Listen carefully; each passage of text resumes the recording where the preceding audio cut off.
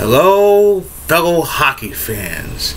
Football took their usual 1-week siesta to prepare for the Super Bowl, but while the NFL took off and aired a meaningless Pro Bowl, the National Hockey League took center stage with this year's NHL All-Star Game, while also celebrating the league's 100th anniversary with the 100 greatest players of all time. As usual, the NHL did the All-Star Game, did All-Star weekend the best. Of course, the NHL does best everything. Best games, best playoffs, and now add best All-Star festivities to the mix, even better than basketball, which is pretty good. But yeah, so of course this was the second year under the divisional All-Star format. The four divisions face each other in a mini round robin tournament. The Central faces the Pacific, the Metropolitan faces the Atlantic, and the two winning teams face each other for $1 million prize. This year the All-Star Game was in LA, and as far as Avalanche representation, it was Nathan MacKinnon who made it this year. Unfortunately,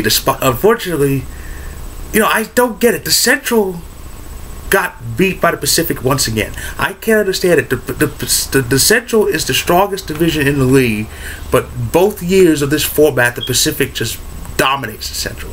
It was even worse than last year. At least last year it was a 9-6 score. This year the Pacific won 10-3.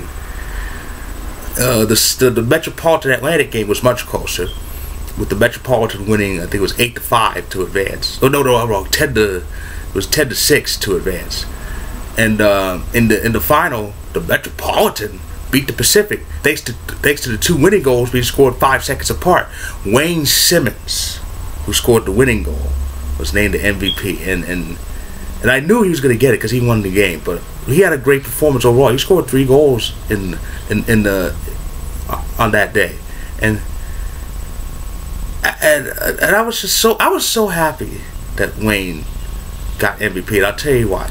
Let me be blunt about this. If you look at the hockey fan base, you won't see a lot of people who look like me. You won't. You won't. And you won't see a lot of people on the ice who look like me, though that number is slowly increasing. But still, it's a very small number. Of course, a joke I always make about myself is I'm a huge rarity. I'm an African American who likes hockey, wrestling, and Seinfeld. So, but but to see Wayne Simmons up there as the MVP of the NHL All-Star Game, that to me was epic, and to me, in my case, emotional. I mean, it was another barrier broken by African Americans. It was such a wonderful moment. It was such a wonderful moment for me as a African American hockey fan. And with the All-Star Game over, it's now time to shift to the second half of the season, which starts tomorrow. Now let's look back at the standings for this season, and it's been a crazy year. It's been a crazy year for some teams, in a good way for some teams, and a bad way for others. My poor Avalanche are, oh boy, just struggling. Of course, here are the standings on this wonderful NHL app, which looks better every time I look at it. But to say it's been a terrible year for the Avalanche is an understatement. 13-31-2, 28 points, the severe lowest in the league. Even worse, the second worst record has 10 more points than us. That's 5 wins.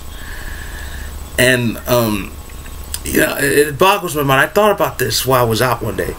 How is it that in 3 years the Avalanche went from having one of the best records in the league to this? And don't say it's the division. Don't say, well, the division's tough. The Avalanche won that monstrous division in 2013-14. In 2013-14 season, the first year under this format. 52 wins, 112 points. We won that division, and since then, buckets.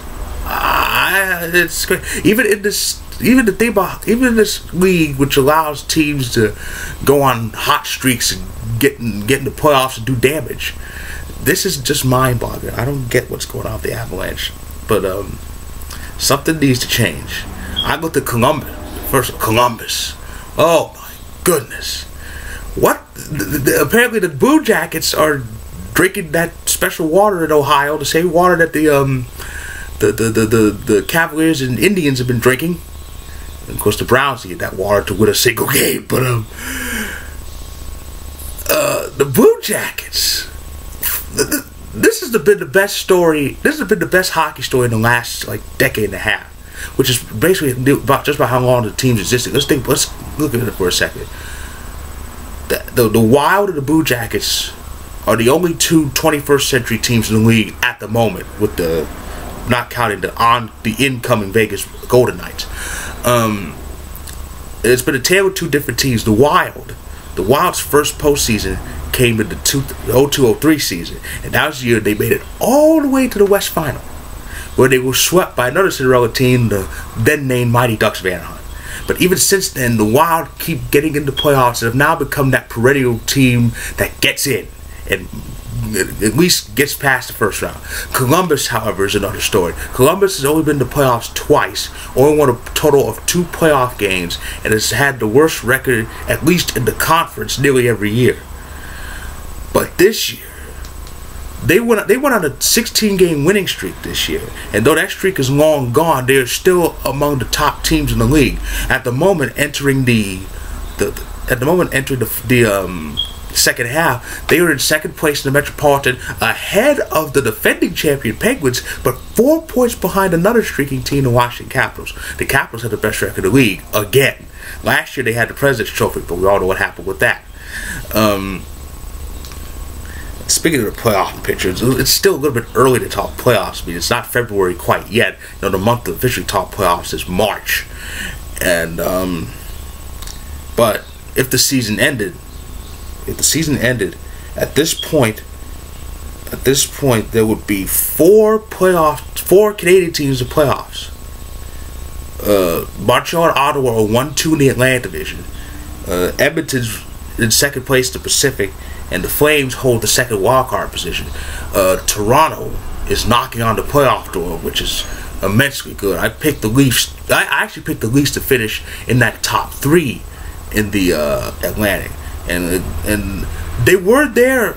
They were there as recently as a few days before the break, but now they're kind of in the outside looking in there, right behind Philly, and it's a dogfight in the Eastern Conference.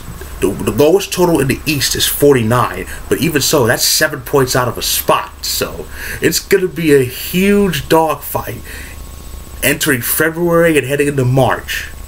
Yes, March is when teams get eliminated, but it won't be easy. It's gonna in the East. It's gonna go in bunches. It'll be like 3-4 teams eliminated at once because it's so close.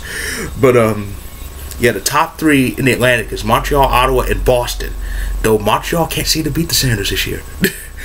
Of course, the Sharks, the defending Western Conference champions, Sharks, Oilers, Ducks, are in the top 3 in the Pacific.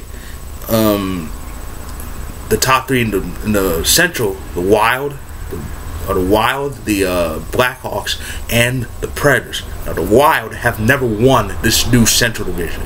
The 3 Central Division winners have been the Avalanche, the Blues, and Dallas. The Wild have never won this new Central Division, but they've been in the thick of things. So, who knows? This could be the year that they finally win the Central. Who knows?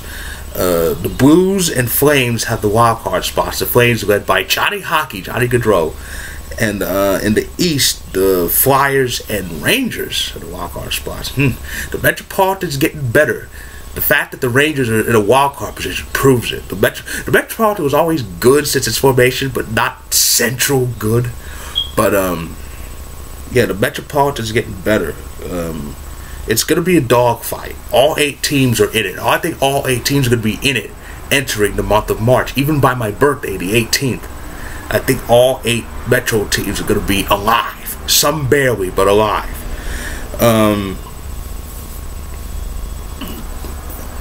As for Columbus, who knows how far they go? I mean, they finally won their first playoff game in 2014. They might win their first playoff series this year, at least.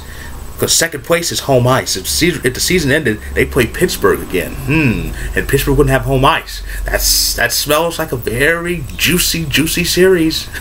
Could go 7. Could see Columbus oust the chance. We don't know. We won't know until April. And so yeah. So with that, those are my thoughts and my review on the All-Star Game and, of course, the first half. It's been a crazy first half. I think it's going to get a whole lot better. As the calendar turns to February and eventually March and, of course, April. Those last like 2 weeks or close to 2 weeks before the playoffs begin. It's going to be crazy. So, with that, my fellow puckheads all over the world, I say good day, and please, if you're going to enjoy this second half, do so safely, because it's going to be very chaotic.